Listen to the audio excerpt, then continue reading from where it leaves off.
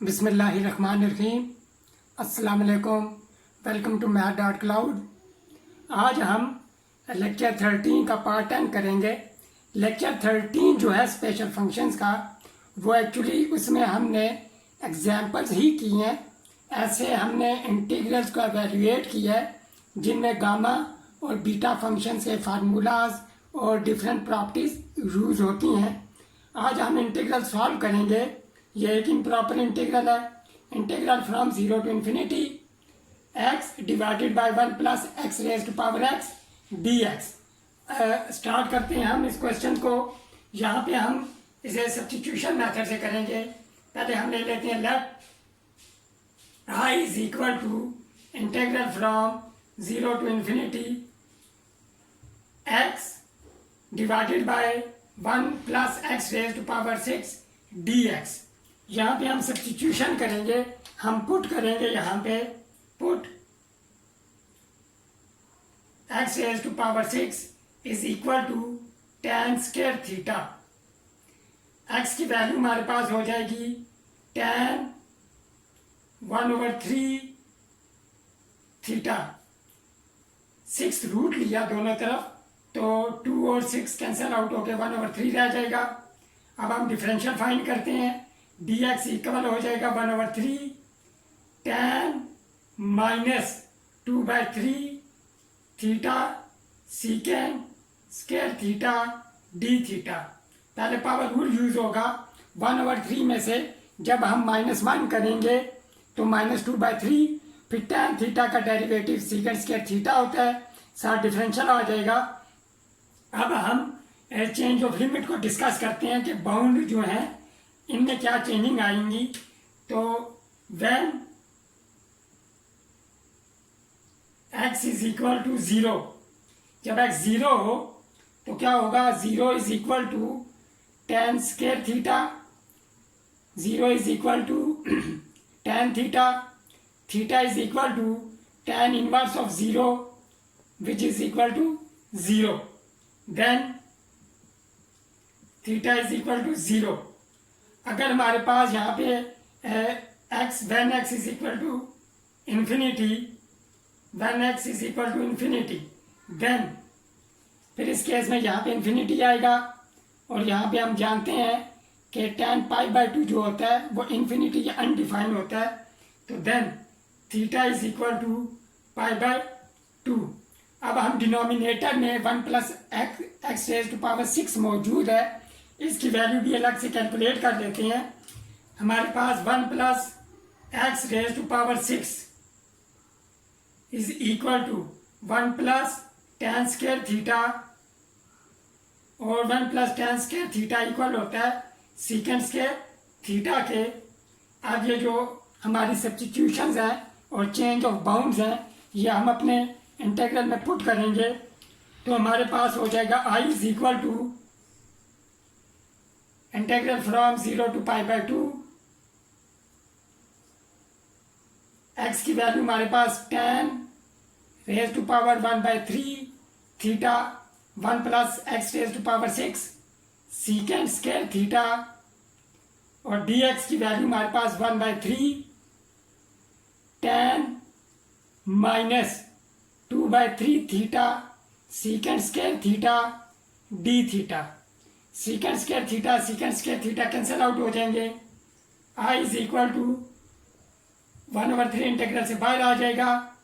Integral from 0 to π/2, 1/3 और -2/3 add होंगे क्योंकि tan थीटा और tan थीटा सेम है, यानी कि बेसिस सेम है।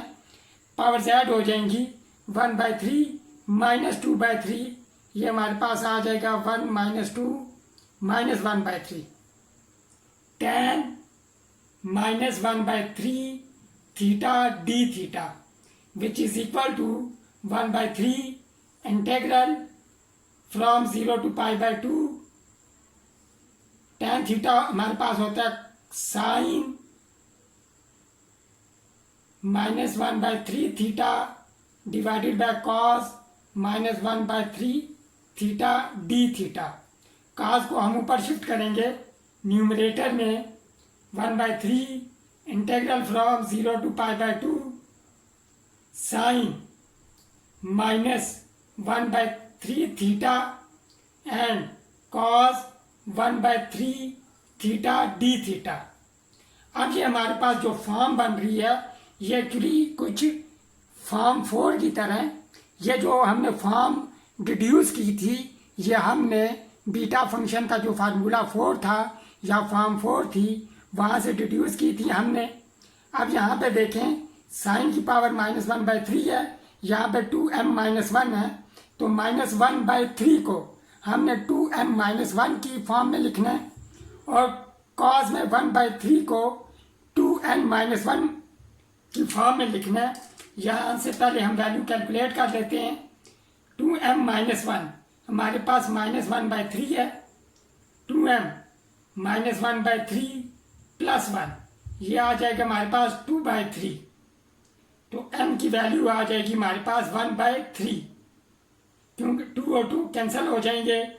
इसी तरह हम 2n-1 इक्वल है 1/3 के, 2n इज इक्वल टू 1/3 + 1 ये हमारे पास 4/3 हो जाएगा। 2 और 4 कैंसिल आउट, n की वैल्यू आ जाएगी हमारे पास 2/3। तो इंटीग्रल हमारे पास हो जाएगा I is equal to 1/3 integral from 0 to π/2 sine 2 into 1/3 -1 क्योंकि m की वैल्यू 1/3 आई थी, थीटा कॉस 2n n की वैल्यू यहाँ 2/3 है, -1 थीटा टी थीटा। अब हम इस फॉर्म को यूज़ करेंगे तो हमारे पास आ जाएगा I is equal to 1/3 into b 1/3 2/3 divided by 2। m की वैल्यू 1/3 n की वैल्यू 2/3 ये हमने यूज़ किया। अब हम बीटा और गामा फंक्शन के दरमियान जो रिलेशन है उसे यूज़ करेंगे। I इज इक्वल टू 1/6 और ये रिलेशन है हमारे पास gamma 1/3 gamma 2/3 divided by gamma m + n ये हमारे पास 1 हो जाएगा क्योंकि 1/3 + 2/3 करेंगे तो 1 आएगा हमारे पास, तो गामा 1 हमारे पास 1 के इक्वल होता है। तो आगे हमने इसे जो न्यूमरेटर में हमारे पास गामा फंक्शन है इन्हें हम सिंप्लीफाई करेंगे। हमारे पास हो जाएगा I is equal to 1/6 gamma 1/3 gamma, अब 2/3 को हम लिख सकते हैं 1 - 1/3। अगर हम इसे सिंप्लीफाई करेंगे तो हमारे पास 2/3 ही आएगा। अब यहाँ पे हम आयोलर्स रिफ्लेक्शन फार्मूला का यूज़ करेंगे। ये हमारे पास आयोलर्स रिफ्लेक्शन फार्मूला है, I इज इक्वल टू 1/6 और ये हमारे पास हो जाएगा π/sin π/3। तो sin π/3 साइन 60 डिग्री बनता है हमारे पास और साइन 60 डिग्री हमारे पास होता है √3/2।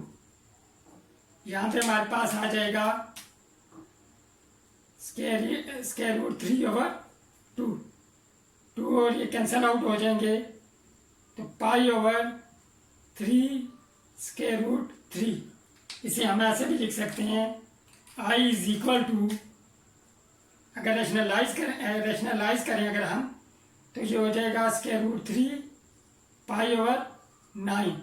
लिहाजा जो हमारा इम्प्रॉपर इंटीग्रल था गामा और बीटा फंक्शन को यूज़ करते हुए हमने इसे एवेल्यूएट किया और हमारा रिजल्ट आ गया π/3√3। मुझे उम्मीद है ये जो क्वेश्चन है आपको समझ आ गया होगा। अगर आपको मेरी ये वीडियो पसंद आई है इसे लाइक करें, इसे शेयर करें और मेरे चैनल math.cloud को सब्सक्राइब करें। मिलते हैं नेक्स्ट वीडियो में बीटा फंक्शन के लास्ट लेक्चर के साथ। टिल देन टेक केयर, अल्लाह हाफिज़।